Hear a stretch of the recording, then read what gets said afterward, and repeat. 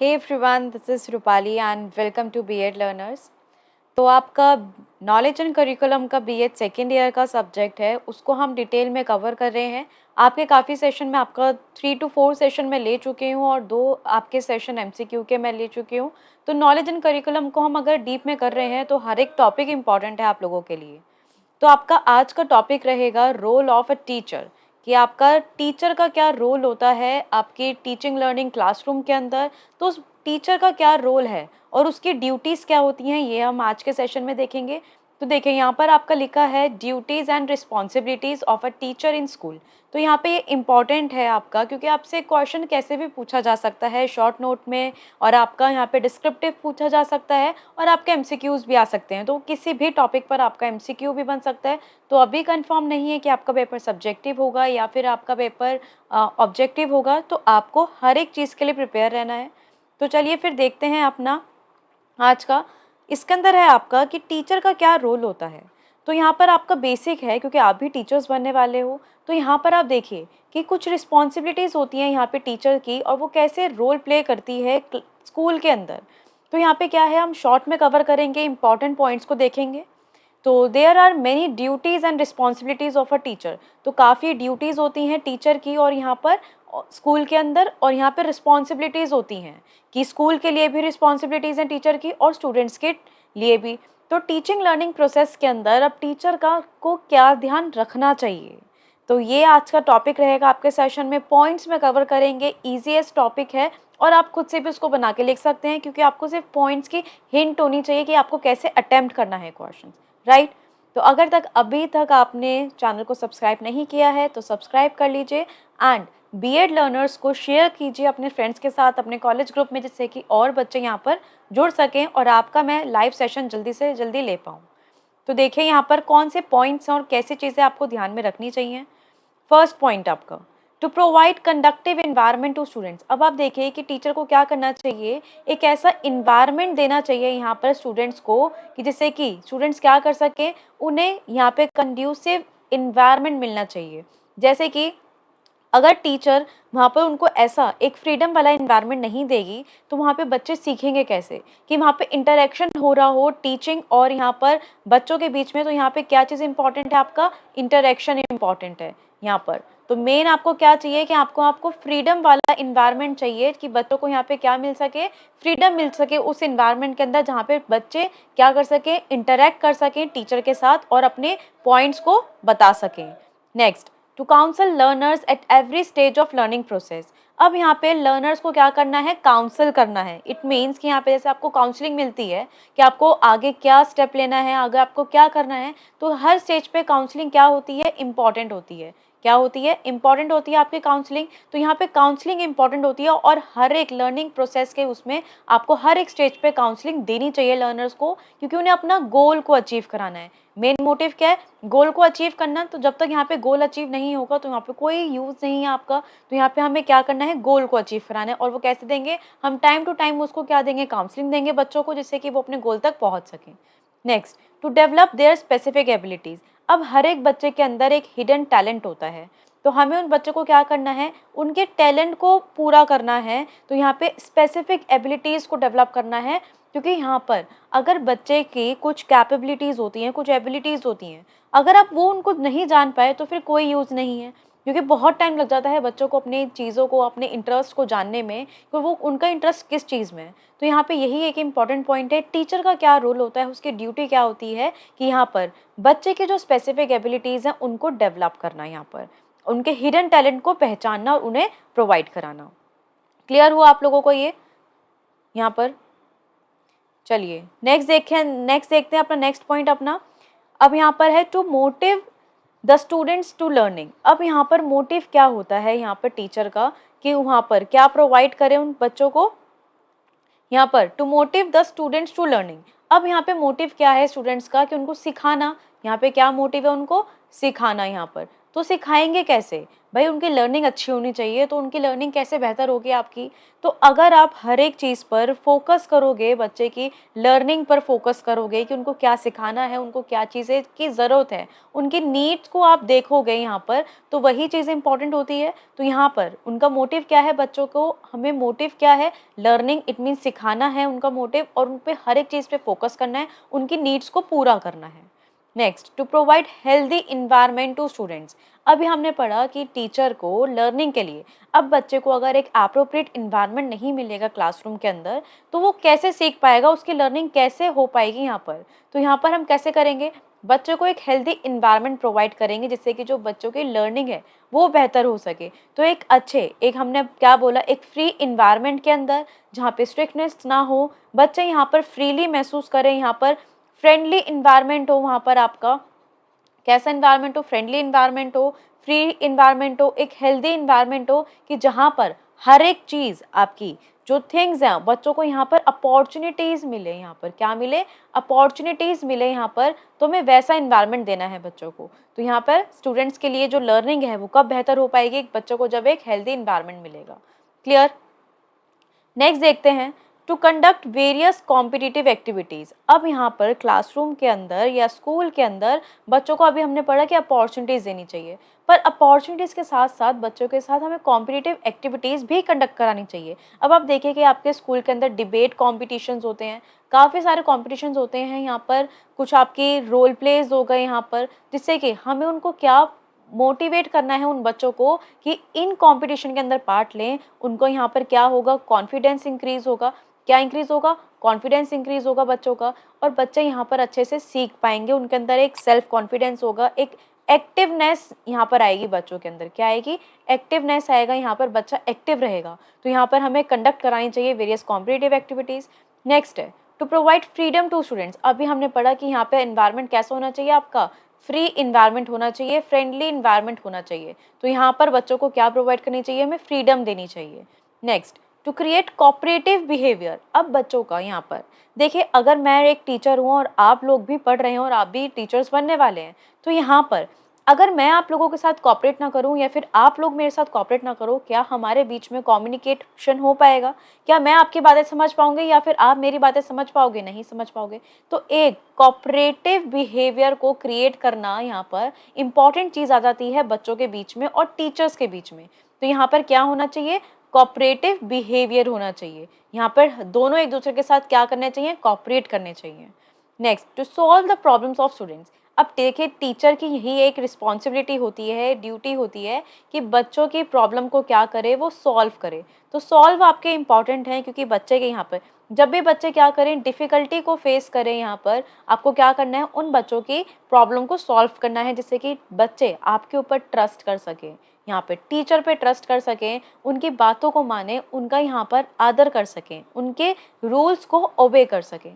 तो यहाँ पे एक टीचर कब इफेक्टिव बनती है कि जब एक बच्चे का टीचर के साथ कम्युनिकेशन हो रहा है, टू वे कम्युनिकेशन है, टीचर उनकी बातों को समझ पा रही है, उनके ओपिनियन को समझ पा रही है, उनके व्यूज़ को समझ पा रही है टीचर यहाँ पर, और यहाँ पर उनकी प्रॉब्लम को वो क्या कर रही है, डिफ़िकल्टी को वो सॉल्व कर रही है। तो ये चीज़ इंपॉर्टेंट होती है। Clear? Next, to develop positive attitude among students. यहाँ पर उन क्या कराना है, टीचर को क्या चीज़ प्रोवाइड करानी है, एक आपका एटीट्यूड डेवलप कराना है, वो भी कैसा? पॉजिटिव एटीट्यूड होना चाहिए यहाँ पर। ये नहीं कि आपके अंदर कि अगर आप कोई भी गलत काम कर रहे हो, टीचर आप उसमें भी आपको सपोर्ट कर रही है, वो चीज़ नहीं होनी चाहिए यहाँ पर।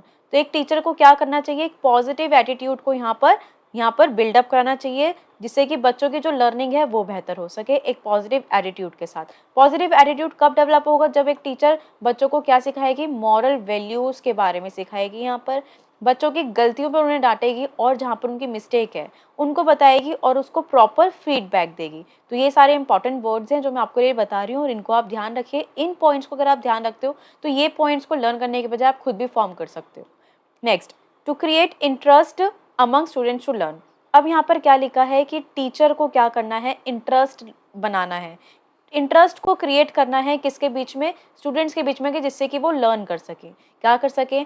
अब जब तक एक सब्जेक्ट के बीच में एक टीचर का और एक बच्चे का वहाँ पर इंटरेस्ट नहीं होगा तो क्या वो सीख पाएगा उस चीज़ को, उसको समझ पाएगा? नहीं समझ पाएगा। तो उस सब्जेक्ट के बीच में एक यहाँ पे इंटरेस्ट होना चाहिए। तो इंटरेस्ट डेवलप होगा अगर आपका ये सब्जेक्ट है और मैं आपको पढ़ा रही हूँ। अगर आपका इंटरेस्ट नहीं है इस सब्जेक्ट में तो क्या आप ध्यान लगा पाओगे इसके अंदर? नहीं लगा पाओगे। तो हमें क्या करना चाहिए, टीचर को एक इंटरेस्ट को डेवलप कराना चाहिए जिससे कि बच्चे उस चीज़ को सीख सके इंटरेस्ट के साथ। देखिए ये तो हमने पढ़ी, उसकी क्या है यहाँ पर रिस्पॉन्सिबिलिटीज़। तो यहाँ पर टीचर का रोल एक होता है जिसके अंदर ड्यूटीज़ एंड रिस्पॉन्सिबिलिटीज़ होती हैं टीचर की एक लर्नर की तरफ। अब नेक्स्ट है कि टीचर के लिए क्या गाइडलाइंस हैं यहाँ पर। अब हम यहाँ पे क्या पढ़ेंगे, गाइडलाइंस क्या है यहाँ पर टीचर के लिए क्या होना चाहिए, कि टीचर को क्या चीज़ अपने दिमाग में रखना चाहिए जब वो टीचिंग लर्निंग प्रोसेस को कर रही है, तो उसके बीच उसके दिमाग में कौन सी गाइडलाइंस को वो ध्यान में रखेगी।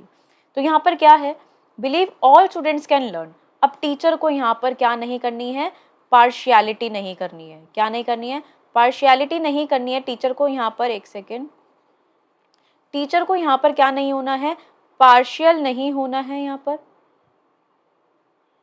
पार्शियल नहीं होना है। तो टीचर को बिलीव रखना है कि हर एक बच्चे यहाँ पर लर्न कर सकते हैं, क्योंकि टीचर के लिए हर एक बच्चा क्या है, इक्वल है। क्या है, हर एक बच्चा समान एक जैसा है। और यहाँ पे टीचर कभी भी कोई डिस्क्रिमिनेशन नहीं करती है, यहाँ पे कोई पार्शियलिटी नहीं करती है। तो अगर टीचर यही चीज़ें दिमाग में रखेगी कि हर एक बच्चा उसके लिए इक्वल है, तो वो बिलीव रखेगी, विश्वास रखेगी कि हर एक बच्चा सीख सकता है, तो उसी की तरफ उसको पॉजिटिव एटीट्यूड बिल्डअप करेगी और उसके गोल तक, उसके ऑब्जेक्टिव तक उसको पहुँचाएगी और वो बच्चा उसको पूरा करेगा। Next, display enthusiasm and passion for what we teach. अब यहाँ पर क्या करना है कि जैसे मैं आपको पढ़ा रही हूँ, तो अगर मैं आपको पढ़ाते समय कोई एनर्जी नहीं दिखाऊंगी या मेरा पैशन है, मैं वो चीज़ नहीं शो करूँगी, तो क्या आप इंटरेस्ट लोगे इस सब्जेक्ट को पढ़ने में?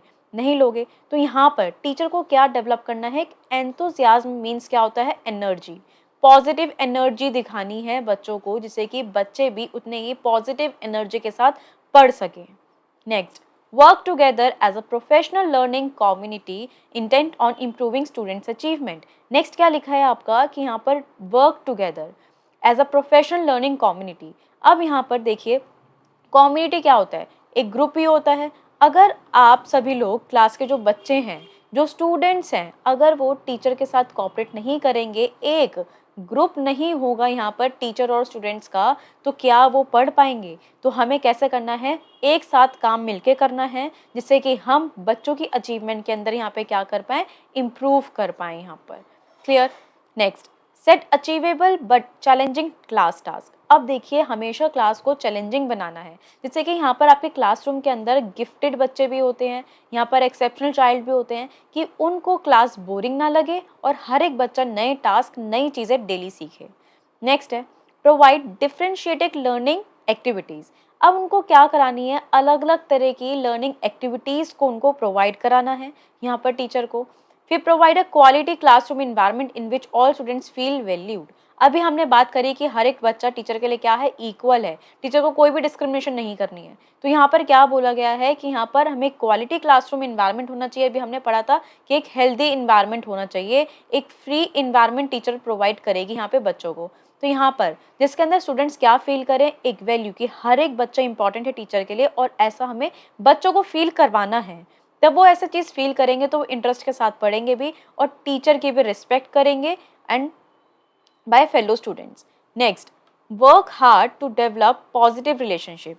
अब यहाँ पर बहुत अच्छे से आपको क्या करना है, वर्क हार्ड करना है टीचर को, जिससे कि वो डेवलप कर पाए एक positive relationship with all students. अभी हमने पढ़ा कि टीचर के लिए हर एक बच्चा इक्वल है, तो हर एक बच्चे को टीचर दिमाग में रख के चलेगी और इतना वर्क हार्ड करेगी कि एक टीचर बच्चों के साथ एक पॉजिटिव रिलेशनशिप को वो बिल्डअप कर सके। तो ये चीज़ इंपॉर्टेंट होती है कि अगर आप मेरे साथ एक रिलेशनशिप बना रहे हो, एक आप समझ रहे हो कि आप जो कहोगे वो मैं समझ जाऊंगी और जो मैं कह रही हूँ वो आपकी तरफ पहुँच रहा है, डिलीवर हो रहा है, तो हमारे बीच में एक रिलेशनशिप बन रही है। और जैसे कि आप मेरे पॉइंट ऑफ व्यू को समझ पा रहे हो और मैं आपकी प्रॉब्लम को समझ पा रही हूँ, तो यहाँ पर टीचर और बच्चों के बीच में क्या हो जाएगा, एक लिंक बैठ जाएगा, जिससे कि आप अपनी प्रॉब्लम्स कह सकते हो और जब भी आपको डिफिकल्टीज हो और मैं उसको सॉल्व कर सकती हूँ। Next, know our subject matter well. यहाँ पे क्या करना है कि टीचर कोई भी सब्जेक्ट जो पढ़ा रही है उसका मैटर, उसको अच्छे से पता होना चाहिए कि क्या चीज़ टीचर को स्टूडेंट की तरफ डिलीवर करनी है। तो वो चीज़ इंपॉर्टेंट होती है कि यहाँ पे जो चीज़ टीचर पढ़ा रही है, जो सा सब्जेक्ट पढ़ा रही है, उसके बारे में उसको नॉलेज होनी चाहिए। Maintain high expectations of our students. अब आप देखिए कि यहाँ पर आपको एक ऑब्जेक्टिव टाइप क्वेश्चंस ऐसे बनते हैं कि यहाँ पर कि टीचर को कैसी एक्सपेक्टेशंस रखनी चाहिए बच्चों के लिए। हाई एक्सपेक्टेशंस होनी चाहिए, लो एक्सपेक्टेशंस होनी चाहिए, या कोई भी एक्सपेक्टेशंस ना रखे कि बच्चा सीखेगा या गोल को अचीव करेगा या नहीं करेगा। तो देखिए कि टीचर को एक एक्सपेक्टेशंस मेंटेन करनी चाहिए कि हर एक बच्चा सीख जाएगा और हर एक बच्चा लर्न कर लेगा। Next, plan explicit teaching activities that stimulate students interest. अभी हमने पढ़ा कि यहाँ पर स्टूडेंट्स इंटरेस्ट यहाँ पे इंपॉर्टेंट होता है। जब तक बच्चे का इंटरेस्ट नहीं है तो वो चीज़ बेनिफिशियल ही नहीं है पढ़ाने की। तो यहाँ पर क्या होनी चाहिए, एक एक्सप्लिसिट टीचिंग को प्लान करना चाहिए टीचर को कि जो उनके साथ उनकी टीचिंग इंटरेस्ट के साथ, बच्चों के इंटरेस्ट के साथ वो लिंक अप कर सके। नेक्स्ट है provide explicit feedback that help students move from their current to a higher level of understanding. अब टीचर को यहाँ पे स्टूडेंट्स को टाइम टू टाइम क्या देना है, फीडबैक देना है। फीडबैक देगा वो तो क्या होगा उससे कि टीचर को भी पता चलता रहेगा कि स्टूडेंट्स कितना सीख रहे हैं और बच्चे को भी पता चलता रहेगा कि उसे कितना आ रहा है, लर्निंग कितनी हो रही है। कि एक बेहतर अंडरस्टैंडिंग के लिए यहाँ पर फीडबैक इंपॉर्टेंट होता है और यहाँ पे बच्चों को हमेशा सिखाते रहना है और खुद भी सीखते रहना है, क्योंकि टीचर भी एक नई एक्टिविटी से सीखती है। हर दिन हर नए टॉपिक से टीचर की भी नॉलेज बढ़ती है और वही नॉलेज वो बच्चों को देती है। तो यहाँ पे सीखते रहना है। तो ये सारे पॉइंट्स है कि आप आंसर को कैसे क्या कर सकते हो, फ्रेम कर सकते हो। यहाँ पर अगर आपका पेपर यहाँ पे सब्जेक्टिव आता है तो आपको सब्जेक्टिव में यहाँ पर आंसर को लिखना होगा। तो देखिए आप आंसर को कैसे फ्रेम कर सकते हो, मैंने सारे इंपॉर्टेंट पॉइंट्स आपको बताए हैं। नेक्स्ट है कि इसके हमने कुछ रोल्स कर लिए, कुछ हमने ड्यूटीज़ कर ली हैं, उसकी रिस्पॉन्सिबिलिटीज़ क्या होनी चाहिए वो चीज़ हमने कवर किया है। तो ये था आपका सेशन। अगर आपको अच्छा लगा ये सेशन और आपको कुछ इंपॉर्टेंट इन्फॉर्मेशन मिली है कि एक टीचर का वास्तविक में क्या रोल होता है और उसको कैसी ड्यूटीज़ इम्प्लाई करनी चाहिए, तो ये उसके ऊपर था सेशन। आई होप कि जो भी आप लोग भी टीचर्स बनने वाले हो तो आप भी ऐसे ही चीज़ों को ध्यान में रखिए अपने सेशन में, अपनी क्लासरूम में आपको ऐसी चीज़ें इम्प्लाई करनी है जिससे कि आपको ध्यान में रखते हुए बच्चों को पढ़ाना है। चलिए, अगर आपको सेशन अच्छा लगे तो लाइक ज़रूर कीजिएगा एंड शेयर कीजिएगा अपने फ्रेंड्स के साथ कि और बच्चे भी यहाँ पे जुड़ सकें और जल्दी से जल्दी मैं आप लोगों की लाइव क्लासेस ले पाऊँ। Thank you so much.